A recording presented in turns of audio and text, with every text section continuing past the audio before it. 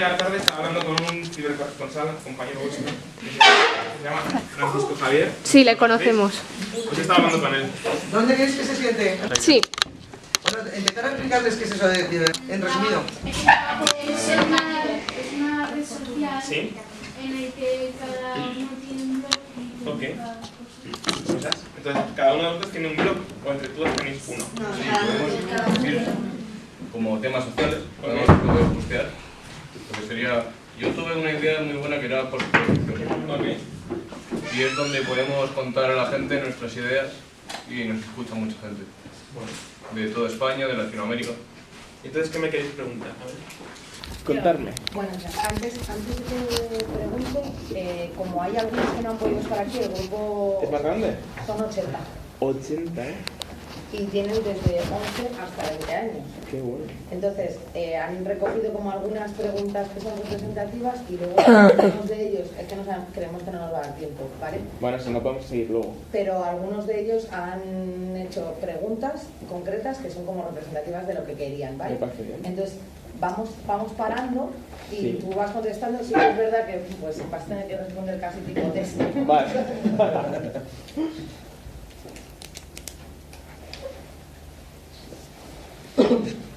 ¿Se puede apagar aquí? Hola Antonio, me llamo Daniel y quería hacerte estas preguntas sobre tu vida. Hola, soy Cristian Muñoz, de Montando el Local Pequeños Velilla. Hola, soy Saray, de Montando el Local Pequeños Velilla. Hola, soy Mateo, de Montando el Local Velilla Pequeños. Hola, soy Izan, de Montando el Local Pequeños Velilla. Hola, yo de Montando el Local Mejora Mayores. Hola, soy Marco Martín Monzón, de Montando el Local Velilla. ¿Qué querías ser de mayor cuando eras pequeño? ¿Qué querías ser de mayor cuando eras pequeño? Pues siempre he querido ser futbolista. Siempre. De hecho, hice periodismo, no para cubrir guerras, sino para ser periodista deportivo. Cubrir mundiales, Juegos Olímpicos, y estuve 2 años trabajando en el diario AS, haciendo mi sueño, y me di cuenta de que no valía para eso, que el periodismo es otra cosa, ¿no? No ser forofo ni fanático de equipos de fútbol, sino que tiene un compromiso social, ¿no? Y por eso decidí apartarlo y empezar a cubrir zonas de guerra. Pequeño. Si tuvieras un superpoder, ¿cuál superpoder sería? Si tuviera un superpoder tendría detener las guerras. Me gustaría ¿Pero cómo? chascar los dedos y decir hasta aquí. Ese sería el superpoder.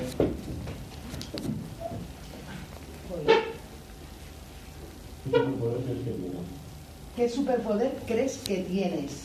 ¿Qué superpoder creo que tengo? Sí.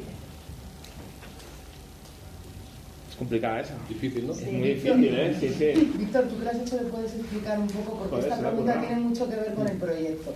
Pues mira, en este proyecto lo que hacemos es que cada uno creemos que tenemos un superpoder. Por ejemplo, tengo el poder de ser muy amable. Ok. Entonces, mira, Creo que tengo el superpoder de empatizar mucho con la gente y de llegar mucho a la gente. Creo que tengo ese superpoder. Para poder afrontar esa situación de fobia. ¿Nos podrías definir con una sola palabra tu libro? Fortaleza. muy, ¿Te costó mucho escribir este libro? Recordar los momentos sufridos antes de nacer. Me costó mucho empezar a escribir el libro y lo que más me costó sobre todo fue reproducir las cartas a mi hermana. Recuerdo sobre todo la primera. El capítulo 4, la primera carta a mi hermana, lo estaba escribiendo y empecé a llorar. Así que sí que lo recuerdo. Y fíjate si me ha costado que después de escribirlo entero no lo he vuelto a leer. ¿Sería la oportunidad de vengarte del que hizo que a ti y a tus amigos os secuestraran? ¿Lo harías? No. Creo que Un no hay... momento, antes de que contestes, porque va junto con otra pregunta que tenía Daniel. La primera. Sí, bueno, la segunda, la que tiene que ver con esto. ¿Has perdonado a tus secuestradores? Vale, las dos preguntas juntas. Ni odio a mis secuestradores, ni les guardo ningún tipo de rencor, no les deseo ningún tipo de maldad a ninguno de ellos. Creo que el ser humano tiene que tener la capacidad de perdonar para poder continuar. Entonces, bueno, una de las cosas que me costó hacer fue decir, hasta aquí, yo no quiero ser como ellos, ¿no? Porque al final hablas con ellos y entiendes que ellos viven en el rencor, viven en el odio, y yo no quiero que eso forme parte de mi vida. Entonces, bueno, yo tengo la suerte de estar aquí hoy con vosotros. Ellos posiblemente estén o todos muertos o viviendo el resto de su vida en un campo de refugiados. Y ya lo siento, y no merece la pena vivir con odio, jamás, jamás. Ya lo dijiste en el Chester. Sí. ¿Ves? Cuando cambia la respuesta. Mi pregunta es que ¿cómo te sentiste cuando te secuestraron? ¿Cómo me sentí cuando me secuestraron? Me cagué de miedo. Cuando veo a los secuestradores cruzarse con nosotros en la furgoneta, bajarse, apuntarnos, lo primero que se me pasa por la cabeza es estamos muertos. Estamos muertos. Y incredulidad de no puede ser que nos haya pasado, no puede ser que nos haya pasado. Eso es lo primero que pienso cuando nos secuestraron. Quería preguntarte si cuando estabas secuestrado, además de tu familia, ¿qué es lo que más extrañabas? Ver el sol. ¿No podías ver el sol? No. Durante 299 días no vi el sol nunca. Entonces echas de menos eso, la lluvia, y luego tonterías como usar desodorante, cambiarte de ropa, ver la tele, leer, hacer cosas que en tu día a día no valoras. Por ejemplo, ir a dar una vuelta. Seguramente digas, bueno, pues yo voy todos los días al cole caminando, pues imagínate si no puedes salir. O sea, son esas pequeñas cosas que a diario no valoras, pero cuando te las quitan te das cuenta de su importancia, pero sobre todo ver el sol. Es una cosa que echas de menos, ¿no? Sobre todo cuando vives tanto tiempo en penumbra, en la oscuridad. Me acuerdo que Esther dijo que tú cuentas todo como si los que te estuvieran escuchando lo sintieran. Por eso creo que, como tú me has preguntado antes, ¿cuál es mi superpoder? Creo que es la empatía y mi forma de comunicar con la gente, ¿no? De intentar acercarte y meterte un poco en la situación. En la situación y en la historia. Y creo que es, no sé si habéis leído todos el libro, pero más o menos es lo que ocurre, ¿no? El libro no es un libro de autoayuda, pero sí es un libro que la gente que lo lea sepa que por muy muy mal que pueda llegar a estar, de todo se sale con esfuerzo y con lucha, y que jamás hay que rendirse. Ese es el objetivo que tiene el libro. ¿Cuánto cuesta el libro? 18, lo tienen por ahí, que está afuera. Va otra. ¿Podrías salir de la habitación cuando querías? ¿Perdona? Es que va a ser seguida, va a ser. ¿Podías salir de la habitación cuando querías? ¿Tenías cama para dormir o dormías en el suelo o en otra cosa? Vale. ¿En la habitación estabas solo o con tus amigos? Y si estabas solo, ¿sabías algo de ellos? Vale, son muchas preguntas. No podía salir de la habitación cuando quisiese. De hecho, solamente podía salir 2 veces, por la mañana o por la tarde-noche, para ir al baño. Tenía una especie de colchón con espuma y 2 mantas para taparme. Siempre la habitación tenía una luz LED para que yo no pudiese dormir, porque lo que intentan es cambiarte la percepción y machacarte de muchas maneras. Entonces siempre tienes la luz encendida. Tenía 2 cámaras. ¿Qué más me has preguntado? Si sabía algo de mis compañeros. Cuando me separaron en octubre dejé de tener noticias de ellos, y en 204 días que estuvimos separados solamente nos intercambiamos 2 cartas. De hecho, la última de ellas fue el 22 de diciembre de 2015, y desde entonces hasta el 7 de mayo que nos vuelven a juntar, yo pensaba que estaban muertos y ellos pensaban que a mí me habían matado. ¿Y cuál era la otra última que no me acuerdo? ¿Te lo pongo? Sí, por favor. Perdón. ¿Es algo de ellos? ¿Esa la hemos respondido? Sí, que si sabías algo de ellos. Sí, no sabía. Creo que estaban todas, pero voy a comentar. ¿Solo sabías algo de ellos? Eso es, si estaba solo. Sí, estuve solo. Los primeros 95 días con mis compañeros, los 204 últimos yo solo en una habitación. Más de la mitad de esta. Solo, sin poder salir. Creían que eras un espía, ¿verdad? Sí, que trabajaba para el gobierno español. Que te quería preguntar si creías que te iban a secuestrar. Esta pregunta ha sido varias veces en varios de ellos y de ellas. Es como si tú sospechabas que Sí, en algún lo momento sabía. podría ocurrir. Sí que lo sabía. O sea, no tenía la certeza absoluta de que me iban a secuestrar, pero sabía que estaba muy cerca del secuestro. ¿Cómo? Una pregunta, ¿y cuántas veces has ido a Siria? 12. ¿Y ¿Contando esta? Contando esta 12. Y sí que sabía, yo estaba casi convencido de que me iban a secuestrar. Y otra pregunta que salió es si volverías a Siria, si has vuelto a Siria. No volvería a Siria. Se ha salido, ¿eh? O sea, quiero decir, está entre las en las vídeos que no hemos podido meter, pero... Volvería a Siria, pero no puedo volver porque se lo prometí a mi familia y al gobierno español. Pero si por mí fuera, sí que volvería. De hecho, ahora que está el régimen machacando Guta y sabe todos los días y nadie sabe lo que está ocurriendo, me gustaría estar ahí. Porque es mi trabajo. Y después del secuestro, pues bueno, he seguido trabajando. He estado 2 veces en Irak, en Venezuela, en el Congo, en Afganistán. Sigo haciendo lo que siempre he hecho. Ella estaba primero, después más tú. ¿Te gustaría seguir haciendo lo que has hecho hasta ahora, aunque tengas miedo de que te vuelvan a secuestrar? No es que me gustaría, es que lo hago porque no sé hacer otra cosa. Si me da miedo que me vuelvan a secuestrar, pues mira, esta es una de las cosas que he estado trabajando con un psicólogo y ella me dice, mi psicóloga me dice, Antonio, ¿cuántas veces has estado en una zona de guerra? Más o menos 100 veces. Entonces, es decir, que de 100 te han secuestrado una. Es decir, que tienes el 1% de posibilidades de que te vuelva a pasar. Hasta que no te lo ponen así enfrente y dices, tienes razón, ¿me puede volver a pasar? Por supuesto, pero las probabilidades y posibilidades son muy altas.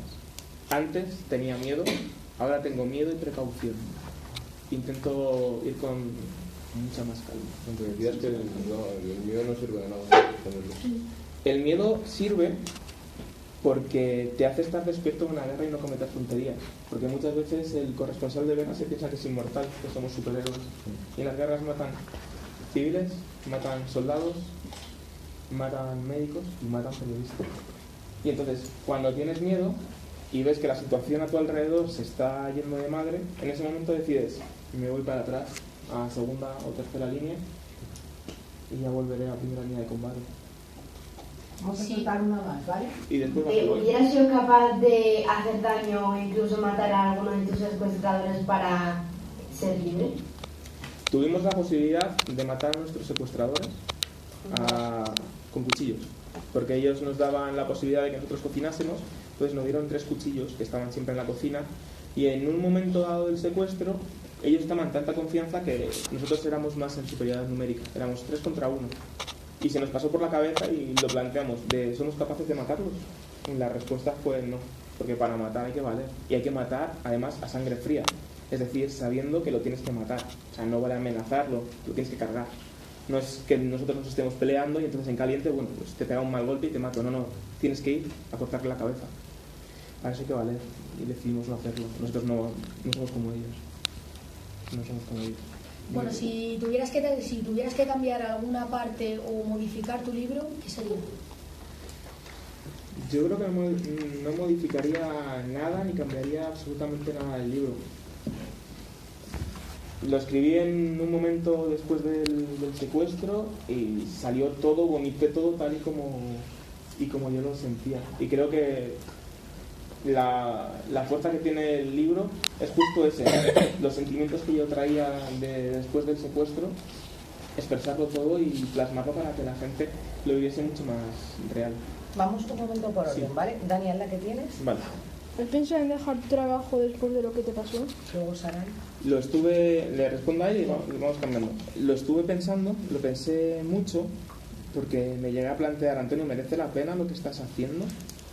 No porque me diese miedo, me dejase de dar miedo lo que estaba haciendo, sino más bien porque mi trabajo hasta ayer o antes de ayer no me daba de vivir, no me daba para vivir. Es decir, en España un periódico normal, cuando te digo normal, te digo uno de los grandes de España, paga 35 euros por una crónica en zona de guerra.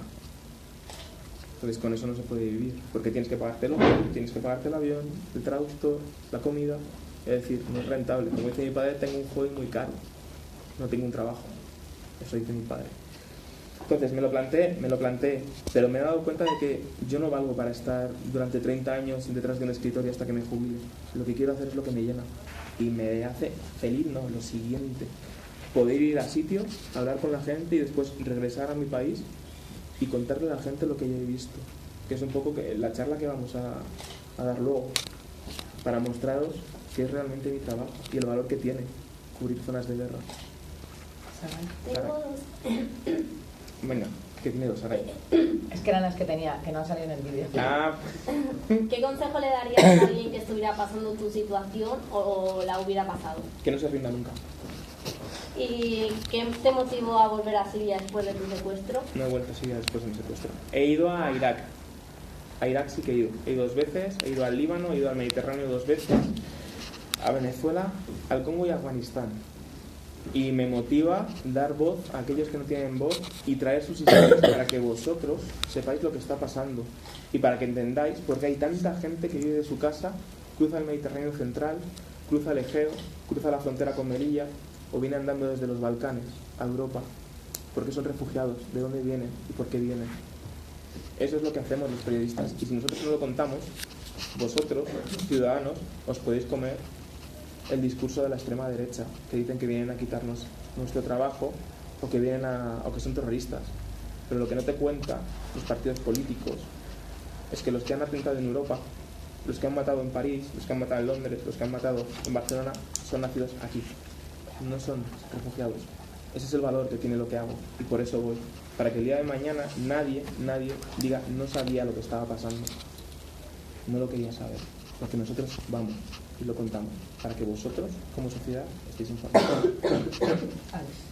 Alex. Bueno, tengo varias cosas que decir. Primero, Venga. yo conozco a tu primo Lorenzo, me da clase a mí Sí. y a Cristian, que no ha podido venir. Ok. Y mi pregunta es, ¿volverías a jugar con el que enseñaste a jugar hacia ayer con ese portal que enseñaste?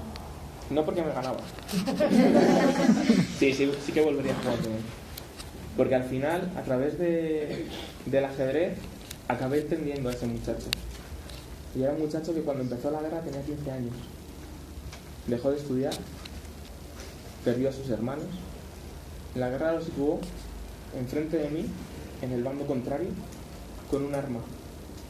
Se acaba de casar con 19 años, tiene una niña de 6 meses, que no deja de ser un chaval normal y corriente, que ha tenido mala suerte en la vida. Porque la vida, o este mundo, hay un muro imaginario. Y depende a qué lado del muro nazcas, la vida es diferente totalmente. Y muchas veces aquí, en Europa, no sabemos lo afortunados que somos. ¿Cuántos años tienes? Yo tengo... Yo he visto a niños de 11 años matar. Con 11 años. De hecho, en el Congo entrevisté a uno que tenía 10 cuando lo secuestraron para ser soldado. 10 años. ¿Tienes más preguntas? Bueno, quería decirte que si luego me puedes contar. Luego le vuelves a saltar. ¿Te me ha gustado leer la carta de tu hermano? Esa pregunta también está varias veces. Pues no lo sé. Yo no les he preguntado a mis padres nada de cómo lo pasaron. No lo sé. Yannick. Yo quería preguntarte una cosa y es que si para ti, imagínate cuál pieza de ajedrez serían ahora mismo las mujeres en Arabia Saudí o para países semejantes. Peones. Prescindibles. Nacho. ¿Qué fue lo primero que se te pasó por la cabeza al bajar del avión y ver a tu familia? Eso también está muchas veces. Yo creo que no se te pasa nada, sino que estás en una nube y no te lo acabas de creer. O sea, tienes que estar después 4 o 5 horas tranquilamente y darte cuenta de que todo es real, ¿no? Pero cuando veo a mi hermana correr hacia mí, dices, hostia, pues ya ha costado, ¿no? Pero, o sea, exactamente algún sentimiento, no. Lo más duro o lo que más me costó hacer fue llamar a mi madre o llamar a casa después del secuestro. Entonces, cuando ya rompes esa barrera de cómo están o cómo están todos los demás, ya lo que estás deseando es verlos. Pero el momento más duro es llamarlos porque no sabes absolutamente nada. Podría haber pasado pues, alguna desgracia y no encontrarte a alguno. Al final, mi tío, por ejemplo, murió de un cáncer y yo no me pude despedir de él. Víctor. 2 cosas. La otra se me olvidó, pero la voy a intentar Recordar mientras hablo. Venga, va. ¿Qué te imaginabas, no? A la hora de que te secuestraran, ¿qué te imaginabas que iba a pasar?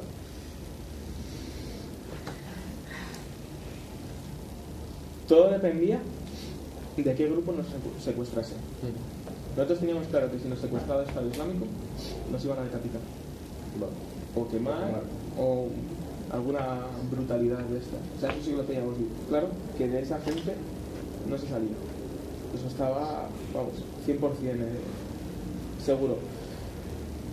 Cuando nos enteramos de que no era Estado Islámico y que era Al-Qaeda, pensamos, bueno, pues quizás podamos salir siempre y cuando los grupos entre ellos nos lleguen a algún acuerdo de cambiar prisioneros que tenga Estado Islámico de Al-Qaeda todos nosotros tres. O sea, nuestro mayor miedo siempre era acabar con Estado Islámico. Vale. ¿Y la otra? Bueno, esto no es una pregunta, pero ¿tú conoces a mi tía Mari Carmen? No sé. Víctor, Víctor, luego se lo preguntas si le das más tiempo porque claro, tú imagínate, ¿sabes? Mario. Yo tengo una pregunta que es, si en el momento en el que estuviste secuestrado, si hubieses recibido noticia de tu familia, ¿habrías afrontado de la misma manera el tiempo que pasaste allí o...? Hombre, eso hubiera sido un chute de energía y estimulante para continuar, sobre todo estando solo. Sabes cómo están, sabes que te están escribiendo, que preguntan por ti, que ellos están bien, entonces hubiera sido un chute. Sí, me hubiese gustado mucho recibir noticias. Yo también quiero hacerte una pregunta, un poco, bueno, nosotros el año pasado, los que somos mayores, de los que están Raluca, que está ahí detrás de la cámara, y Mario, el año pasado tuvieron una visita dentro del grupo en el que ellos están, que fue Tarek, que forma parte de la Asociación de Apoyo al Pueblo Sirio, es un sirio nacido en España, de padre de familia siria entera, y estuvo pues un poco poniéndoles en orden la situación que se vivía allí, pues de primera mano, en cierta manera, por las familias de los miembros de la asociación, que particularmente ellos estaban en Homs y su familia ha desaparecido por completo. Entonces, ¿cómo es, o sea, qué supone esto más allá? O sea, ya sabemos que Al-Assad va a poder con todo y que esto no va a suponer un gran cambio para la población civil. No. ¿Por qué no paran? ¿Por qué no se para esa guerra? Sí, no, o por qué no desiste la población civil ya, o sea, los pocos que queden, que están ahí sobreviviendo y que no se hayan ido, ¿no? ¿Por qué me mantengo en el lugar donde estoy si ya no van a cambiar nada? Porque lo más importante que tiene el ser humano es una palabra que yo aprendí, que es hurriya, que es libertad. El ser humano es libre, nace libre y tiene que morir libre. Y tienen que decidir ellos cómo morir. Entonces, claro, vivir sometidos a una de las peores dictaduras que hay en Oriente Medio y de las peores dictaduras que hay del mundo es, pues mira, prefiero morir a que este tipo después nos vaya a machacar, porque los van a machacar a todos. Es lo que pasó aquí después de la guerra civil, ¿no? Es el ojo por ojo. Y en todas las guerras entre hermanos, al final lo que pasa es eso. Las rencillas, el odio, causa más muertos que lo que han sido 2 años de guerra. Entonces yo entiendo que no se quieran rendir. Hay que morir con las botas puestas. O sea, es que vivir en vida con este señor es mucho peor. Y yo entiendo que quieran morir en el campo de batalla a hacerlo en una cárcel siria. Porque lo que no se sabe y lo que oculta la extrema izquierda o la gente que apoya a Bashar al-Assad es que cuando George Bush invadió Afganistán en 2001, en octubre, como todavía no había montado Guantánamo, los presos los llevaba a las cárceles de Gaddafi y de Bashar al-Assad. Porque las cárceles de Bashar al-Assad, donde está la Mujawara, les enseñaban a la CIA las técnicas de tortura que iban a implementar en Abu Ghraib, en Irak y en Guantánamo. Ese es Bashar al-Assad y esa es su gente. Entonces, yo entiendo que quieran morir allí. Vamos, ni de coño. Mateo y luego que te pregunto yo. Mateo y... A ver, si vieras otra vez a tus secuestradores, ¿cómo reaccionarías?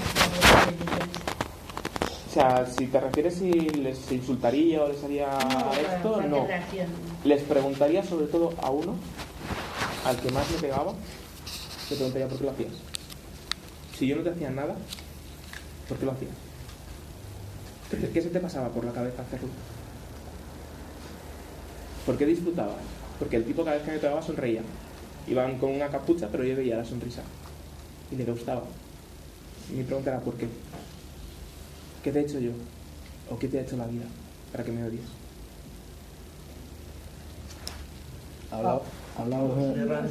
Sí, vamos a hacer la de Paula, la tuya y la acabamos, ¿vale? Vale. Paula y luego José, o José y luego Paula. No, Paula, dale. Vale. Y luego él también, vale. ¿Por qué no querías llamar a tu casa cuando bajaste del avión? No, cuando me soltaron. Eso.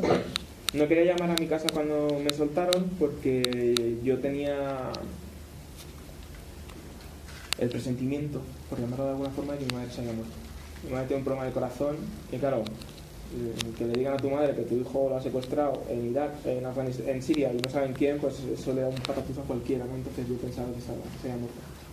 Y afrontar eso, y sobre todo sabiendo que se había muerto por mi culpa, es un momento...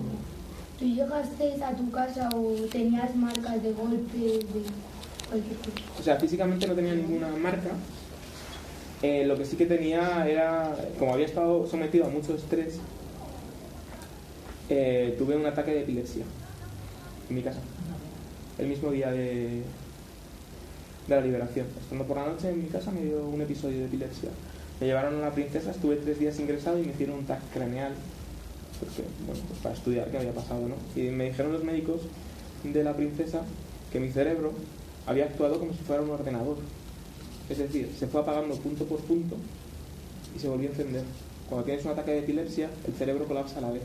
El mío no, se apagó y se encendió. Para reiniciar. Para reiniciar. Y me dijeron, podías haber estado en Siria secuestrado 10 años y no te hubiera pasado nada. Pero cuando el cuerpo se relajó, dijo, ahora ya puedo hacer las cosas bien y empezar de cero. Hablabas mucho en algunas entrevistas del sentimiento de culpa que tenías cuando lo viste, que era una de las primeras cosas que le dijiste a tu familia. Sí, lo siento. ¿Persiste ese pensamiento? A ver, sigue persistiendo, es un sentimiento que se tiene que trabajar, pero claro, tienes que tener en cuenta, como yo le decía a uno de ellos, yo sabía que me iban a secuestrar, o sea, lo tenía súper claro. O sea, todo hacía indicar de que nos iban a pillar porque antes, una semana antes, secuestraron a Junpei y a Suda, que a día de hoy sigue estando secuestrados. O sea, todos sabíamos lo que iba a pasar. Aún así decidimos ir. ¿Por qué? Por ego, porque queremos ser los mejores, porque... Pero entre esos motivos no estaba ni mi familia ni nadie.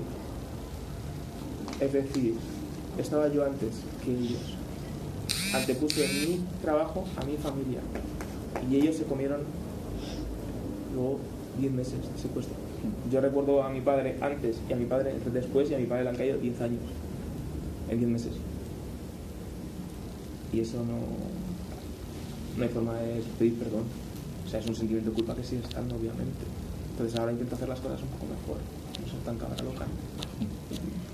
Como nos tenemos que ir porque va a venir la gente. Se pueden quedar si quieren. Claro, no, es lo que te iba a decir. Los que os quedéis, o sea, no, que lo que te quiero decir es que como os podéis quedar, los podéis aprovechar y luego cuando venga todo el mundo, él va a contar su historia y cuando haga turno de preguntas, pues volvéis. Volvéis y preguntáis. Claro, os preguntáis como si os hiciera y los temas, perdona, quería hacerte una pregunta y ya está. Ya que no he hablado antes contigo. Claro. Entonces, por nuestra parte... Una pregunta. La tuya. ¿Vas a hacer una pregunta? Venga. No, voy a hacer una pregunta sentenciada. Joder, Raquel, espérate un momento, que le veas la gracia. Tío, pregúntaselo luego. No, solamente una cosa, o sea, por parte de José y mía, como educadores del proyecto, queríamos darte las gracias. A vosotros. Para nosotros y para nosotras es una oportunidad, no solo porque todos ellos y ellas tengan blogs en cibercorresponsales, sino porque una de las cosas que se trabaja desde el proyecto es la participación social y poder tocar a alguien así, ¿no? que te puede contar qué es lo que pasa, también les hace ser capaces de tener más empatía, y para nosotros es prioritario porque lo que trabajamos es por tener un mundo mejor, y ellos es una frase que repiten muchas veces. Pues yo recomiendo que os quedéis, porque aunque Raquel me ha invitado a hablar de mi libro, yo no voy a ser Francisco Umbral y voy a hablar de mi libro, porque como siempre digo, yo soy periodista desde hace 10 años y el secuestro es de todo, menos desde luego un máster en periodismo. Entonces yo os vengo a hablar de lo que es el mundo y yo creo que os podría interesar. Vale. Luego hacer lo que queráis. Luego. No, es que yo me voy a pedir una cosa. Pero venga, tenemos que tiene que empezar. Que si una niña de 8 años puede venir, sí, ¿no? Claro. Sí. Claro que sí, ya está. Entonces, Raquel, vas a... No, yo era simplemente una pregunta. ¿Te esperabas esto? Yo también me esperaba. ¿Esperabas esta entrevista? No, yo pensaba que iban a ser 1 o 2. Ah, bueno, sí, una cosa te podemos decir. Sí, este tipo de preguntas. Sí. No. Hay un montón de preguntas que son, o sea, súper directas. Ellos y ellas entienden que cuando se les da la oportunidad de preguntar, preguntan y además hacen un ejercicio de entrevistas constantes a ellos y a ellas mismas durante el año. Entonces, siempre el que está en el medio recibe las preguntas y puede decir que no quiere contestar a lo que sea. Y ellos tienen que hacer al menos una pregunta durante cada jornada. Sí.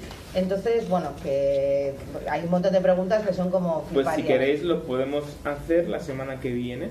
Pero de todas formas, si puedes en algún momento y tienes libre, nosotros te vamos a dejar, o sea, te damos nuestro contacto, porque sí que nos molaría hacer un encuentro como un poquito más intimidad y de tiempo. Y no tanto de preguntas, sino de escucharte aquí, pero más pues para sensibilizar, ¿vale? O sea, como para que ellos puedan entender más y, bueno, no, aunque vayan a estar más mayores, pero estar abierto sirve para todos. a ellos y es por eso, que no, entonces, bueno, siendo de aquí, cuando te venga bien aquí, ¿vale? Vale, tenía que ser después de